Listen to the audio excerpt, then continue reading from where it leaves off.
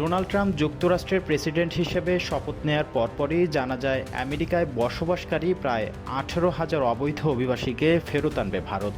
সে বিষয়কে কেন্দ্র করে কিছুদিন আগেই 205 জন অবৈধ ভারতীয় অভিবাসীকে বের করে দেয় যুক্তরাষ্ট্র। একটি মার্কিন সামরিক উড়োজাহাজে করে তাদের নিজ দেশে ফেরত পাঠিয়েছিল ট্রাম্প প্রশাসন। এবার আবারও 119 জন অবৈধ ভারতীয় অভিবাসীকে ফেরত পাঠাচ্ছে যুক্তরাষ্ট্র।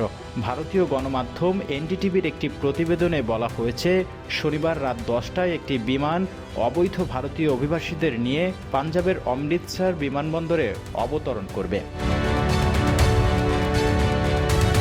এছাড়া কাল রোববার আরেকটি বিমান ভারতে এসে নামবে। প্রতি সপ্তাহে এমন 2টি করে বিমান যুক্তরাষ্ট্র থেকে ভারতে আসবে। যতদিন পর্যন্ত একজন অবৈধ অভিবাসীও থাকবে, ততদিন এই ফ্লাইট অব্যাহত থাকবে। গত 20শে জানুয়ারি শপথ নিয়ে আনুষ্ঠানিকভাবে প্রেসিডেন্টের দায়িত্ব গ্রহণ করেন ডোনাল্ড ট্রাম্প। তিনি ওই দিনই অবৈধ অভিবাসীদের নিজ দেশে ফেরত পাঠানোর ঘোষণা দেন। এরপর দেশটিতে শুরু হয় ধরপাকড়। ভারত ছাড়াও অন্যান্য দেশের অভিবাসীদেরও একইভাবে ফেরত পাঠানো হচ্ছে। তবে যুক্তরাষ্ট্রের সঙ্গে যেহেতু ভারতের ভালো সম্পর্ক রয়েছে, তাই তাদের দেশের নাগরিকদের প্রতি মার্কিনীদের এমন আচরণ সবাইকে অবাক করেছে।